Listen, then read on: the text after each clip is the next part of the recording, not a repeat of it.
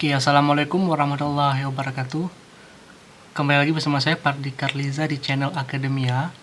Jadi hari ini kita akan melanjutkan materi kita, yaitu tentang dan en. Tapi sebelum kita melanjutkannya, mari sama-sama kita baca Bismillahirrahmanirrahim terlebih dahulu. Bismillahirrahmanirrahim. Jadi materi kita diambil dari buku Cliff TOEFL Preparation Guide. Kita lanjut ke pengertiannya. Jadi dan en hanya bisa mendahului singular countable. Ya. Jadi artikel dan en ini hanya bisa mendahului singular countable, yaitu kata benda yang tunggal dan bisa dihitung. Kemudian dan en artinya sebuah, seorang atau satu. Jadi tunggal ya. Dan en bisa digunakan dalam pernyataan umum atau untuk memperkenalkan subjek yang belum disebutkan. Jadi kalau misalnya ada subjek atau pelaku yang belum disebutkan, jadi kita menggunakan artikel ataupun en. Ya. Contohnya, a baseball is round. Sebuah bola baseball itu bulat. Ya. Ini artinya arti yang general, artinya arti yang umum nih untuk semua baseball. Jadi semua bola baseball itu bentuknya bulat. Kemudian contoh yang kedua, I saw a boy in the street. Saya telah melihat seorang anak laki-laki di jalan. Ya. Jadi ini artinya kita tidak tahu anak laki-laki yang mana nih. Nah, ini baru diperkenalkan ya. Kalau subjeknya tidak diketahui, jadi kita menggunakan artikel ataupun en. Kemudian, kapan kita pakai artikel dan en ini? Oke, en digunakan sebelum kata yang dimulai dengan bunyi huruf vokal. Jadi diingat ya, di sini bukan huruf kata bendanya yang vokal.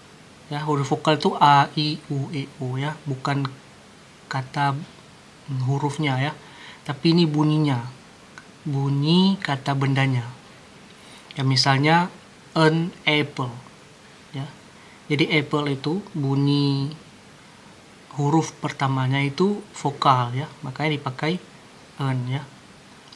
Kemudian digunakan sebelum kata yang dimulai dengan bunyi huruf konsonan. Ya, contohnya a book. Nah, jadi book itu huruf B itu bunyinya konsonan, makanya kita pakai di situ. Tetapi beberapa kata bisa membingungkan karena ejaannya tidak sesuai dengan pengucapannya, seperti a house, ya, sebuah rumah, an hour, 1 jam. Nah, jadi kan hour itu sama-sama H kan hurufnya, tetapi kita tidak pakai karena jam itu tidak dibaca hour tapi dibaca hour. Nah, jadi ada kata-kata a di situ, bukan dibaca h ya. Jadi kita pakainya artikel yang en ya, bukan yang an hour. Kemudian a university ya. University itu kan hurufnya itu U, tapi tidak dibaca sebagai huruf vokal U, tapi dibaca university, tapi lebih dibaca ke huruf konsonan U, university. Kemudian ada an umbrella, ya, bukan dibaca an umbrella, ya, beda ya. Jadi beda kata, beda juga pengucapannya atau pronunciationnya. An umbrella artinya sebuah payung. Kemudian ya, di bawah ini ada kata-kata yang wajib diawali. Kata-kata yang wajib diawali dengan artikel Walaupun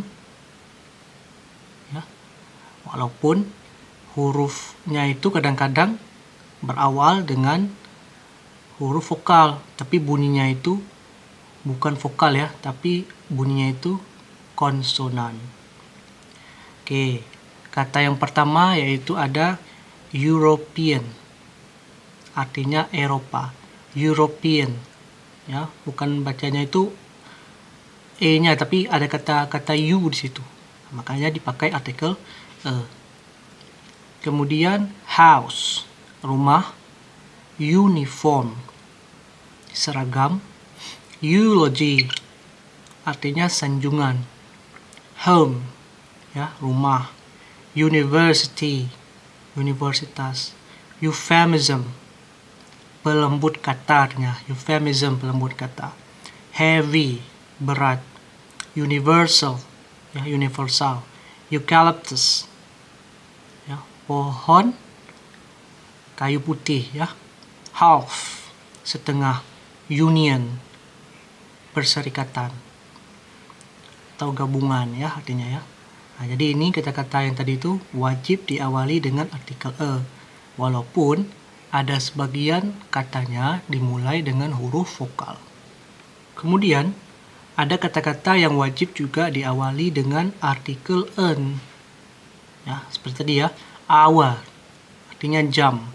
Uncle, paman. Keturunan. Umbrella, payung. Herbal, herbal. Unnatural, tidak natural. Honor, kehormatan. Understanding, pemahaman. Jadi bunyi yang mengikuti indefinite article akan menentukan apakah itu harus dimulai dengan e atau en. Ya. Jadi kita lihat dari bunyinya, bunyi dari kata bendanya, ya, bunyi huruf kata bendanya. Ya, makanya kita pakai indefinite. Indefinite itu artinya yang tidak pasti. Kata benda yang tidak pasti yang belum kita ketahui, ya. Nah, contohnya a white umbrella. Ya, walaupun umbrellanya itu biasa dipakai en, ya, tapi ada kata white di situ. Ya, white itu hurufnya itu konsonan, bunyinya konsonan, makanya kita pakai e di situ. Di a white umbrella, sebuah payung putih. Kemudian ada a whole hour, ya, 1 jam penuh.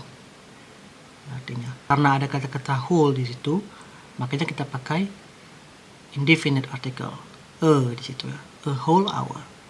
Nah, jadi begitulah pelajaran kita tentang artikel e dengan en. Jadi saya harap setelah video ini teman-teman sekalian tidak bingung lagi membedakan yang mana kata yang dipakai e dan yang mana nanti dipakai en untuk artikelnya, ya.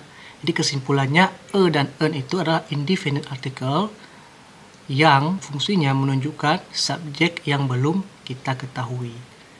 Jadi kalau bila kita mau memperkenalkan subjeknya kita pakai e atau en, ya. Dan perlu diingat lagi, subjeknya itu harus kata benda yang bisa dihitung. Oke, terima kasih teman-teman atas perhatiannya. Mari sama-sama kita mengucapkan alhamdulillahirrabbilalamin.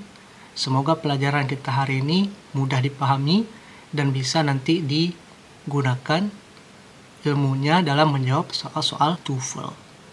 Oke, terima kasih atas perhatiannya. Assalamualaikum warahmatullahi wabarakatuh.